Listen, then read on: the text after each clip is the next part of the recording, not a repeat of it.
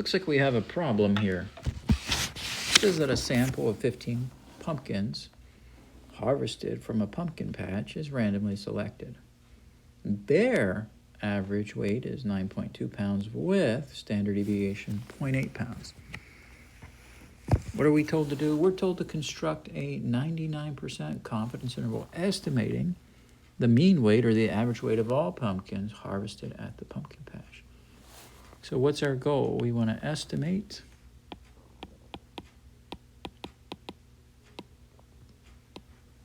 the mean weight, right, of all pumpkins. So we're trying to estimate the population mean. We're trying to estimate mu. Now the big question we have to ask is, are we going to do a T confidence interval or a Z confidence interval? So remember, you use a Z confidence interval when you know sigma, the population standard deviation.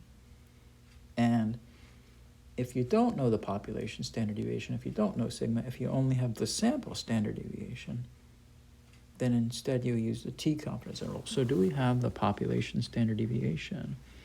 So do we know the population standard deviation sigma? You read carefully. No, we don't, right? This standard deviation, where is it? I'm going to put it in, make it red.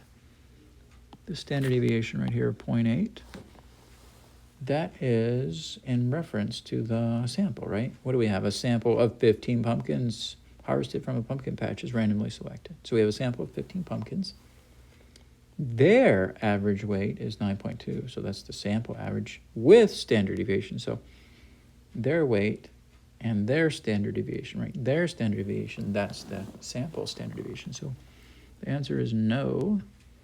We don't have the population standard deviation. We have the sample. We have S instead. Sample standard deviation. S is what? 0.8. So that means we're going to use a T confidence interval. Use T. Confidence interval.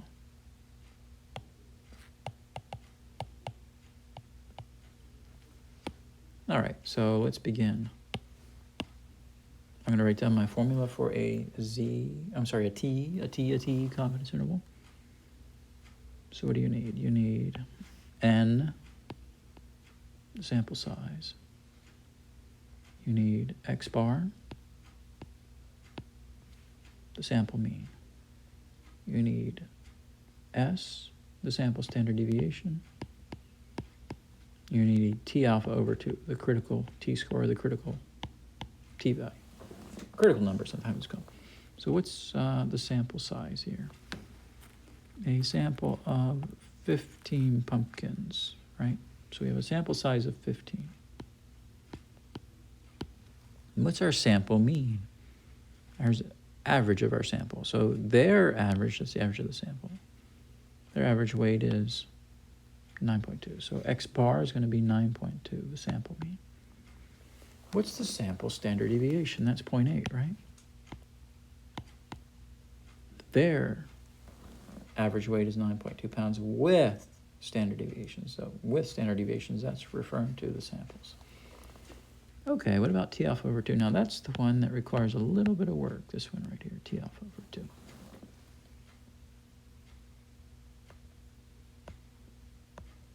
So how do you find T alpha over 2? Well, first of all, you have to find the area in two tails, right?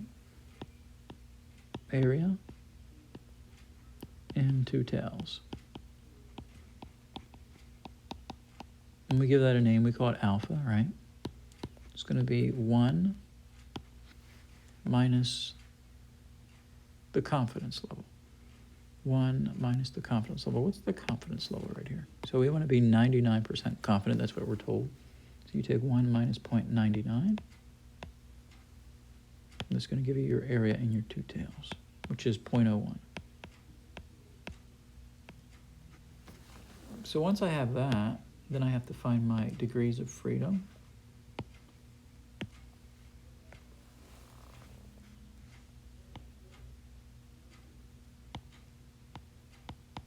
Degrees of freedom. How do we find degrees of freedom? I'll actually write it out, I guess. Degrees of freedom.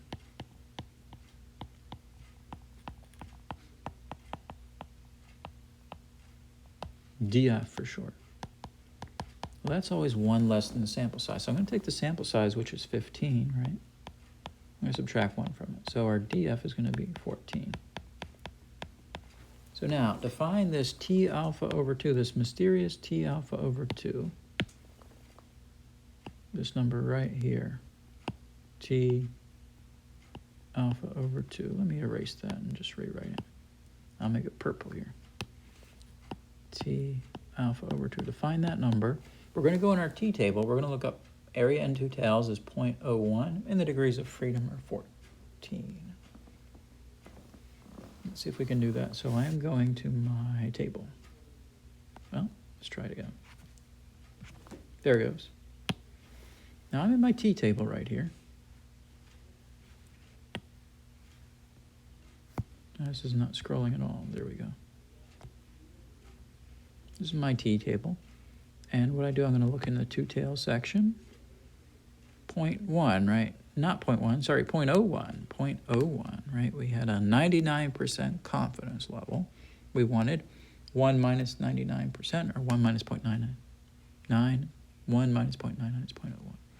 So the area in 2 tails is 0.01. And remember the degrees of freedom are 14 here. So we're in that first column, and we go down to degrees of freedom of 14, and let's see if I can find that. So area in 2 tails, degrees of freedom 14, and we're just going to find this critical t-score right here. This number right there. Oh, it didn't circle, did it? There it is, right there, right? 2.977. So that's what I'm going to write for my T alpha over 2. 2.977.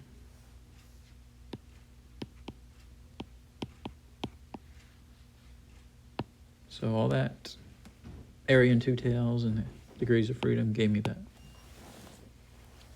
All right, so what are we going to do with all this information? We're going to plug it into our T confidence interval formula, right? So we're using a T confidence interval. Remember that formula, how it goes. So you have the population mean, mu, let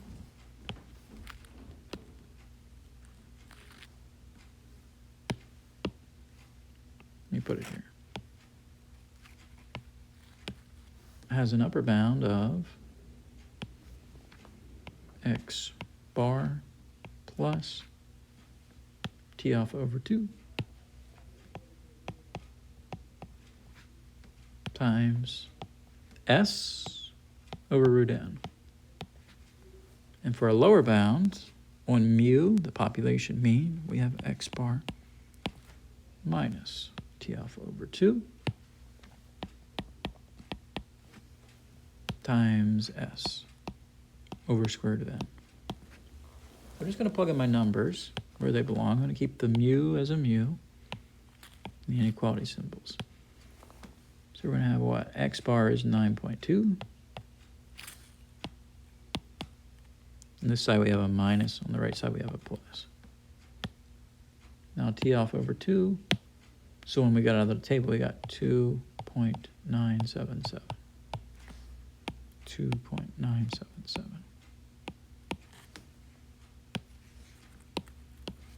And then we're going to put in S. S is going to be what? 0.8. 0.8.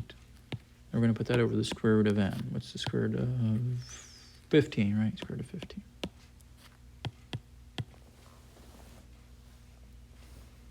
So what we're going to do, we're going to take this, what box? I'm going to take an orange, I'm going to call it an orange box.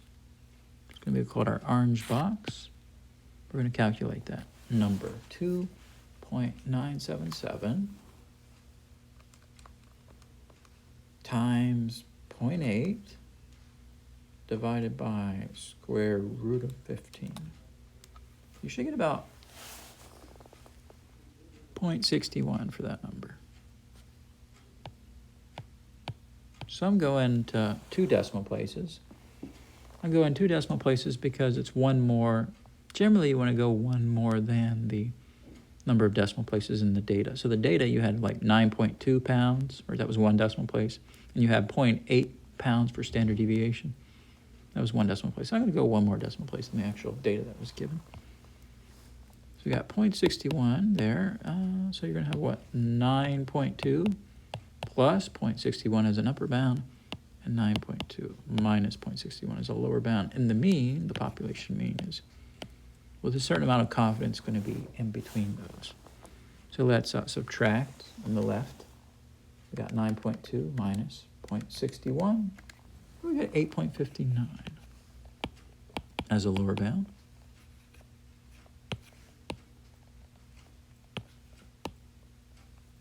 And for an upper bound, we're going to take 9.2 plus 0.61. We're going to get 9.81. There's our confidence interval. Population mean is estimated to be between 8.59 and 9.81. So we're going to write a little conclusion, a concluding statement, or a statement interpreting our confidence interval. We're going to say we're 99% confident, right?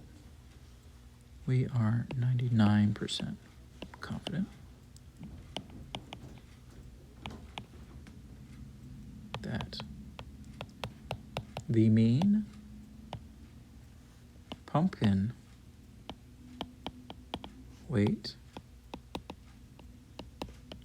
for harvested pumpkins at the pumpkin patch